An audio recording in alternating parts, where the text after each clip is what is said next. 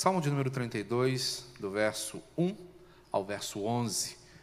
Peço aos irmãos que abram a sua palavra, a despeito de possuirmos aqui a projeção, uma bênção do Senhor para nós. Jamais deixe de carregar sua Bíblia e fazer a sua leitura do texto físico, de riscá-lo, sublinhá-lo, anotar, como você bem entender, porque tudo isso fortalece ainda mais o seu entendimento acerca do que o Senhor quer falar ao seu coração. E o Salmo 32, a partir do verso 1, nos diz: Bem-aventurado aquele cuja iniquidade é perdoada, cujo pecado é coberto.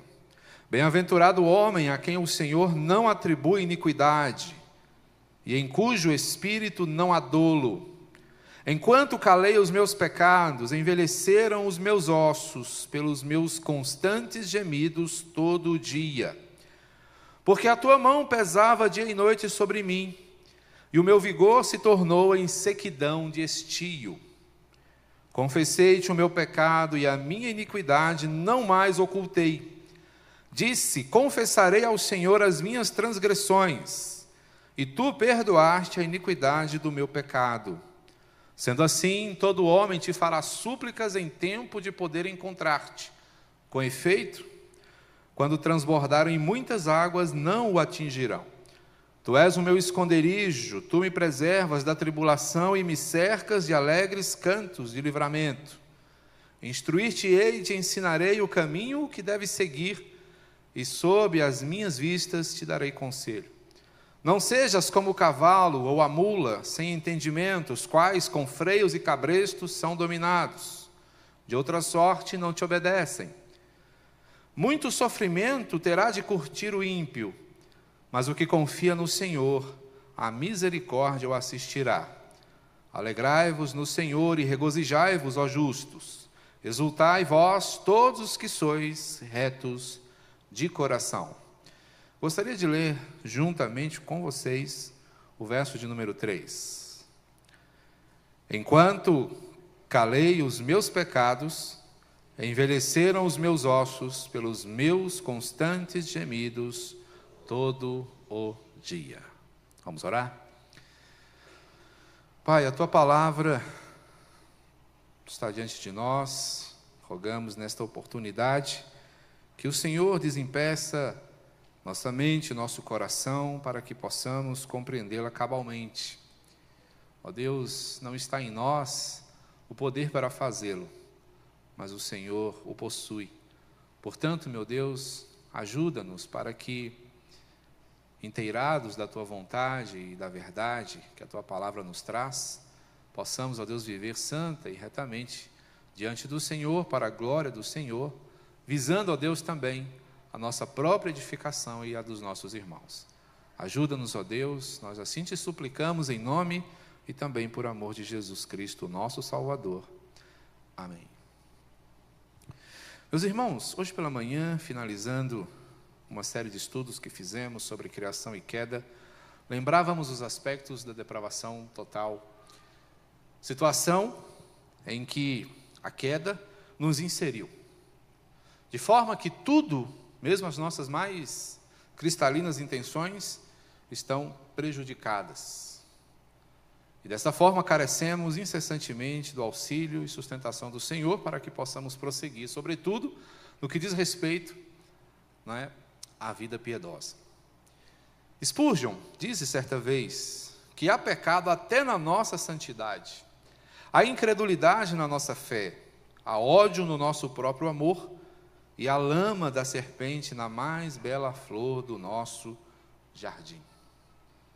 Embora colocada assim de forma poética, ficou até bonito, mas esta passagem, esta fala do príncipe dos pregadores, traz para nós, meus irmãos, uma triste realidade, que é a minha, que é a sua, que nós não devemos esquecer. Contudo, não devemos também, por ela, nos sentirmos esmorecidos pelo fato de ser verdade, porque conquanto seja verdade, nós também contamos com a assistência da graça e do Espírito do Senhor em nossas vidas. O texto que temos diante de nós, meus irmãos, é um texto poderoso, forte e que destaca para nós um momento crítico na vida de Davi. Estamos aqui diante de uma canção, e esta canção ele faz em tom triste e alegre ao mesmo tempo, porque enquanto ele constrói os versos dessa canção, ele reconhece a grandeza, a gravidade do seu pecado e as consequências nas quais este ato o inseriu.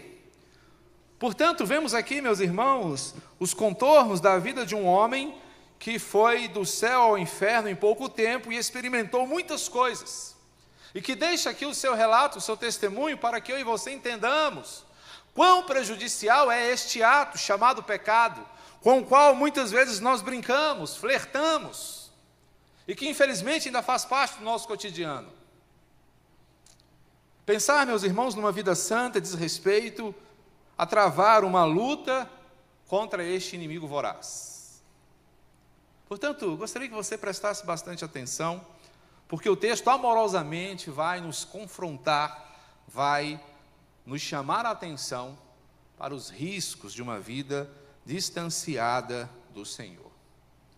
O texto, meus irmãos, tal como ele está escrito em forma de canção, é também uma confissão. O verso 5 traz para nós, assim como outros versos, o 7 e mais algum aqui, uma expressão que não está em todas as Bíblias. A Bíblia que eu estou utilizando hoje, ela é uma edição mais antiga, e ela traz, ao final do verso, o termo selá. Esse termo é uma indicação musical, onde aqui, aquele que segue a canção faz uma pequena pausa, como que sendo um convite para uma reflexão mais profunda. E é exatamente nesse momento de confissão que isto é feito. Disse: confessarei ao Senhor as minhas transgressões. E ao passo que o homem planeja fazer isso numa perspectiva futura, o seu coração já recebe a confirmação da parte do Senhor em perspectiva já realizada. Tu perdoaste a iniquidade do meu pecado. Portanto, meus irmãos, eu gostaria que você refletisse comigo sobre o que esta passagem tem a falar aos nossos corações nesta noite.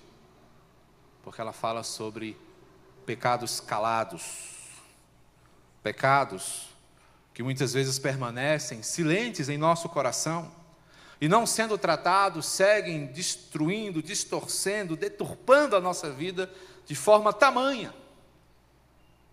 E muitas vezes não percebemos o seu avanço e a sua contaminação, e seguimos machucados aos trancos e barrancos, sem a necessária coragem para resolver e tratar esse grave problema.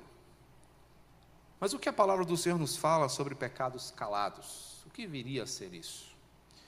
Irmãos, é importante destacar que o pecado ao qual Davi se refere nesta passagem é o seu conhecido pecado com Batseba. Por aquele pecado, por um desejo desenfreado, Davi se torna um adúltero, um homem malévolo e também um assassino. E diante da complicação daquele ato impensado, ele desenrola um plano que é desastroso. E que apenas na cabeça de alguém falto de sensatez poderia dar certo. O fato é que, para encobrir o seu pecado, Davi comete uma atrocidade. Mata um homem inocente, fiel a ele, casa-se com sua esposa, esta concebe um filho, que por sua vez morre como castigo da parte do Senhor, o que faz com que ele experimente profunda dor e consternação. Mas é interessante destacar ainda que Davi caminha nesta situação por cerca de 1 ano. Daí a ideia de pecado calado. Davi tenta viver a sua vida normalmente ao longo de 1 ano, carregando toda essa tralha, toda essa dificuldade que aquele ato impensado, que aquele passeio no seu terraço lhe rendeu numa certa tarde. Mas o que nós podemos entender e pensar e aprender a respeito de pecados calados? O que o pecado que eu não confesso, que eu não trato, que nós, que vocês e eu não resolvemos, não tratamos, pode fazer com a nossa vida? Porque é tão grave, meus irmãos, a compreensão de que o pecado não confessado pode trazer à nossa vida? Primeiramente, eu preciso compartilhar com vocês que pecados calados, meus irmãos, nos deixam deformados. Nós lemos aqui o versículo 3, onde o salmista declara que enquanto calou os seus pecados, os seus ossos se envelheceram e os seus gemidos eram constantes. De fato, meus irmãos, Davi se viu adoecido na sua constituição física por conta do seu pecado. Ele sofria, ele amargava dor, pesava-lhe a consciência, doía-lhe o coração. E a despeito de ele viver aparentemente bem, ele aparentava uma felicidade mascarada. Por isso ele abre o seu cancioneiro aqui, destacando a bem-aventurança daquele cuja iniquidade é perdoada e cujo pecado é coberto. Quando pensamos, meus irmãos, em pecado coberto, não estamos pensando em algo que fica escondido, mas estamos pensando em algo que foi tratado, resolvido. Temos aqui o exemplo do que o Senhor fez com o primeiro casal, quando do seu pecado, percebendo a sua nudez e cobertos de vergonha, o Senhor então prepara-lhes algo para que pudessem cobrir aquela vergonha. É dessa ideia que nós estamos falando aqui. Mas voltando, meus irmãos, à perspectiva da deformação, Davi, para proteger aquele pecado, sofre uma profunda distorção no seu caráter. Segue ocultando a gravidade de toda aquela situação engendrada por ele, que destrói uma família e que coloca outros como cúmplices de um plano diabólico. Não precisamos fazer voltas, de fato foi algo diabólico. Davi entra numa de dissimulação profunda. E aqui, meus irmãos, nós precisamos entender que é exatamente isso que o pecado faz conosco. Ele nos desgasta. Porque o pecado, meus irmãos, ele é profundamente utilitarista.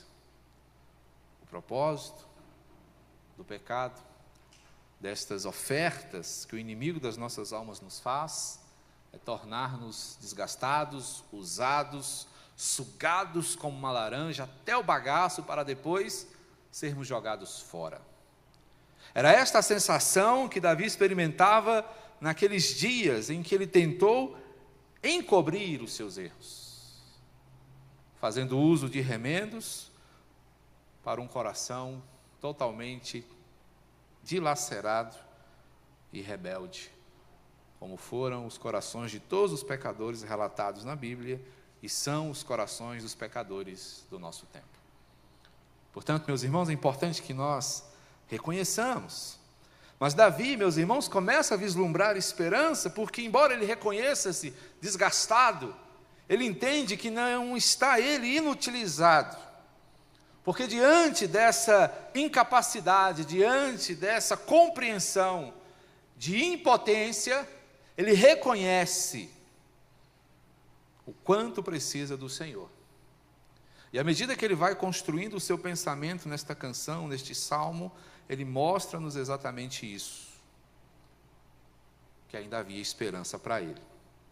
Mas ele entende nesse primeiro momento que o pecado não confessado, que o pecado guardado no fundo do coração, que o pecado calado o deixa deformado, assim como a cada um de nós.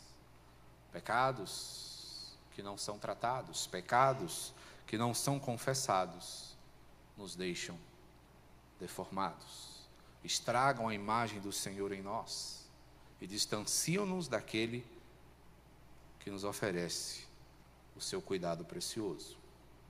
Mas pecados calados, além de nos deixarem deformados, também têm a capacidade de nos deixar esgotados. Percebam, meus irmãos, a sequência do texto, partindo aqui do versículo 4, quando Davi destaca: a tua mão pesava dia e noite sobre mim, e o meu vigor se tornou em sequidão de estio. Mais uma vez, o termo selá aparece ao final deste verso. É momento de reflexão, é momento de pausa, é momento de entender o que o pecado é capaz de fazer. Quanto desgosto ele provoca no coração do Senhor, a ponto de o Senhor pesar a mão sobre o seu servo, a fim de que ele entenda quão graves são as consequências do seu erro. Quanta dificuldade pode ocasionar à sua vida o fato de ele deliberadamente desobedecer uma orientação expressa da parte do Senhor. E Davi experimenta, meus irmãos, um profundo esgotamento na sua alma. E é por esta razão que ele volta e confessa o seu pecado, a sua iniquidade não oculta mais, e então diz: confessarei a minha transgressão.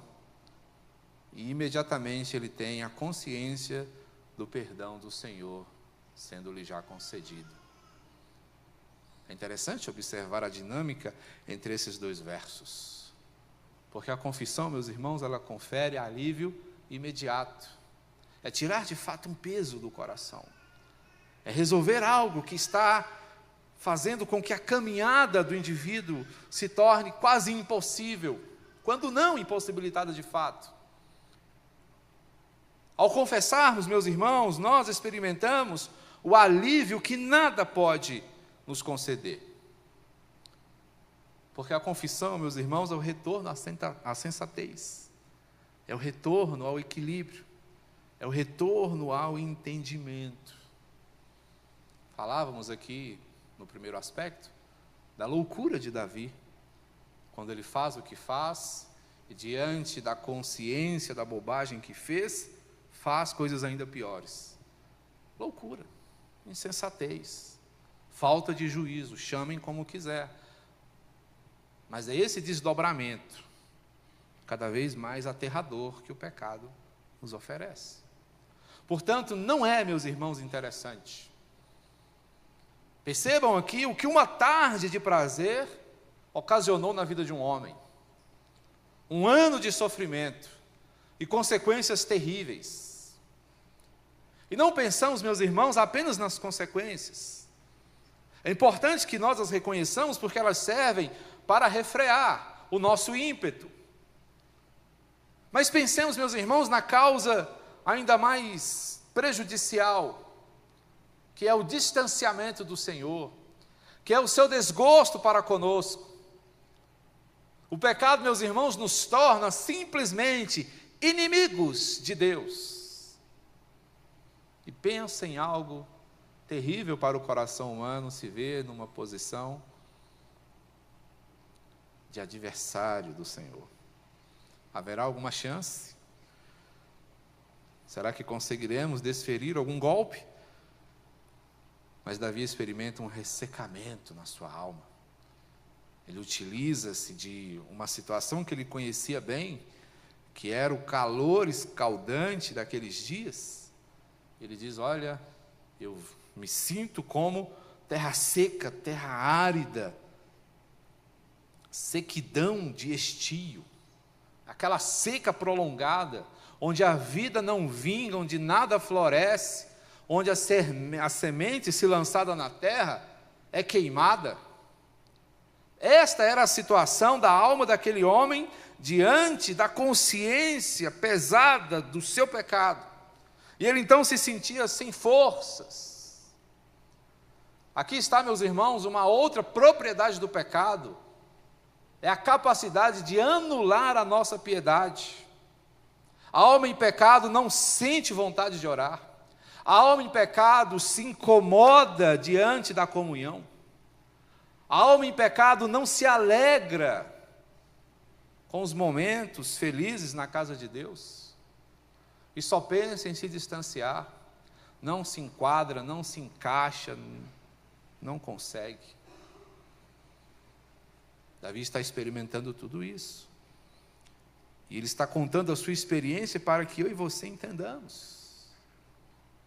Davi sente o seu espírito, que é eterno, em envelhecer. Você consegue entender a dimensão disso? Não é difícil para nós compreendermos o envelhecimento dos nossos tecidos. Eu me lembro tão fortemente da imagem do menino Jusceli. Eu olho e consigo vê-lo no espelho, atrás das rugas, do semblante sofrido, das dificuldades que o tempo, né, impõe sobre nós. Não é difícil a gente entender, não é, que a nossa pele perde o viço, perde a rigidez, as rugas vão surgindo. Não é difícil. Mas pensar numa alma envelhecida, meus irmãos, é algo extremamente forte. E essa é a perspectiva de Davi. Eu sinto a velhice na essência dos meus ossos. Eu estou velho espiritualmente. A carga que o Senhor põe sobre mim é pesada. Aflições, angústias, acusação, tudo isso pesa a minha consciência. Mas não obstante seja essa a realidade de Davi, abatido, ele ainda não se reconhece abandonado. Todo homem piedoso te fará súplicas, verso 6, em tempo de poder encontrar-te. Com efeito, quando transbordarem as muitas águas, as dificuldades forem grandes, não o atingirão. Percebam, meus irmãos, o aspecto salvífico da confissão. Porque, meus irmãos, a nossa fé em Cristo Jesus vem sempre acompanhada de confissão. Porque é preciso, meus irmãos, que a graça de Cristo Jesus nos coloque diante do nosso maior problema, o qual somos nós mesmos, nosso pecado, nossa dificuldade, dureza de coração. Cristo é aquele que nos confronta com a nossa própria realidade, para nos tirar de lá, para restaurar todas as coisas e nos colocar em condição de marcha. Esse confronto, meus irmãos, é que nos confere alívio. Quando incapacitados, somos conscientizados. Quando confrontados, nos vemos aliviados. Porque pecados calados nos deixam esgotados, mas pecado confessado nos deixa aliviados. Pecados calados, além de nos deixarem deformados, nos deixarem esgotados, ainda podem nos deixar atordoados. O verso 9 traz para nós algo interessante. Ele diz: não sejam como a mula ou o cavalo ou a mula sem entendimento, os quais com freios e cabrestos são dominados, de outra sorte não te obedecem. A introdução, meus irmãos, da figura animalesca aqui, ela tem um propósito. Porque o atordoamento gerado pelo pecado, ele é tamanho, meus irmãos, que ele é capaz de nos desumanizar. E se nós olharmos com honestidade para muitos dos nossos pecados, a exemplo do pecado de Davi, nós vamos perceber o quanto isso é verdade. Naquele ato, obstinado pela beleza daquela mulher, que tomava banho desprotegidamente no quintal da sua casa, Davi age como um animal, instintivamente, e se entrega ao prazer, não levando em conta naquele momento as consequências do seu ato. A insensatez, meus irmãos, normalmente ela é filha de uma atitude, e esta atitude é o abandono da instrução. Todas as vezes que nós deixamos de seguir o caminho correto, normalmente nos damos mal. Vou contar uma experiência para vocês. No final dos anos 90, início dos anos 2000, Eu trabalhava em um supermercado. Entre as funções que eu exercia, eu era motorista e entregador. Então, eu trabalhava numa Kombi. Para quem conhece um pouquinho de carro, sabe que é um carro dotado de uma fantástica estabilidade, um controle direcional absurdo. E um dia, de muito movimento no supermercado, eu saí com muitas entregas. E sempre tem aqueles clientes que querem um tratamento especial. Um homem esteve no mercado naquela tarde e pediu urgência na sua entrega. Eu não consegui cumprir, porque havia uma rota a ser desenvolvida e a compra dele era uma das menores, então as pequenas a gente vai deixando para depois, né? E quando eu cheguei na casa daquele homem para fazer a sua entrega, eu fui duramente recebido. Ele me falou tudo o que ele queria. Despejou em mim toda a sua verborragia. E eu calado, porque o cliente tem sempre razão. Ouvi, entreguei. Mas assim que eu me vi livre da sua presença, eu peguei a caixa, joguei dentro da Kombi, bati a porta, entrei, dei partida, saí com muita raiva. Eu me lembro que eu ia subindo uma certa rua, e esta rua dava acesso a uma principal. E veio aquela coisa, a insensatez, que me disse assim: entra do jeito que você vier. Eu reduzi a Kombi, acelerei e entrei. Só para destacar, era a avenida que dá acesso para a rodovia. Então os carros já passavam ali em alta velocidade, ônibus e tantas coisas desse tipo. E eu não quis saber, entrei. Por sorte não vinha nenhum ônibus, mas era um tempo chuvoso, e eu saí de uma estrada de terra, os pneus estavam cheios de lama. Resultado, a Kombi com toda a sua estabilidade, derrapou, bateu no meio-fio, resvalou para cá, pegou um carro estacionado. Bati, não machuquei ninguém, mas o prejuízo me acompanhou. Essa é só uma ilustração, meus irmãos, do que o pecado muitas vezes faz conosco. Cegados pelo momento, nós não calculamos os prejuízos. E hoje eu dou graças a Deus que os prejuízos foram mínimos, porque ficaram apenas na esfera material. Mas eu poderia ter morrido ou me machucado e machucado outras pessoas, simplesmente pela falta de reflexão. É essa, meus irmãos, a ideia que o texto traz para nós, quando fala desse atordoamento pelo qual nós passamos, quando muitas vezes combalidos pelo pecado, deixamos de lado as instruções, o cuidado do Senhor em nos dar um caminho seguro para que nós possamos seguir, e nós simplesmente ignoramos, agindo com indiferença, negligenciando o cuidado do Senhor para conosco. Porque a trajetória do insensato, meus irmãos, ela é sempre terrível. E quase sempre ela envolve outros, aqueles que estão ao seu redor, são também afetados pela sua atitude. E é assim que Davi e tantos outros, que entregam-se ao pecado, mergulham na desumanidade e cometem ações animalescas.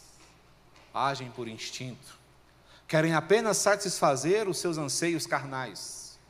Meus irmãos, tenhamos cuidado, porque nós temos a alegria e a bênção de sermos alertados pela palavra do Senhor, para que não entremos nessas situações, para que não cometamos tais erros. E não se engane, esses perigos não estão reservados apenas para pecados de cunho sexual, como foi o caso de Davi, para pecados que muitas vezes envolvem questões pecuniárias e materiais, como é o caso do roubo, da negligência e de crimes financeiros. Mas a mesma loucura, a mesma insensatez também pode estar no uso da nossa língua. Quando muitas vezes não medimos as palavras e arrebentamos com a vida de uma pessoa por uma simples opinião que omitimos, muitas vezes travestida de um pedido de oração, Portanto, meus irmãos, tenhamos muito cuidado, porque o pecado é sutil e ele nos toma de uma maneira muito fácil, basta que nós baixemos a guarda. Portanto, temos aqui, meus irmãos, o exemplo de um homem que para nós é um exemplo de virtude, de coração, conforme a vontade de Deus, mas que sucumbiu diante do pecado.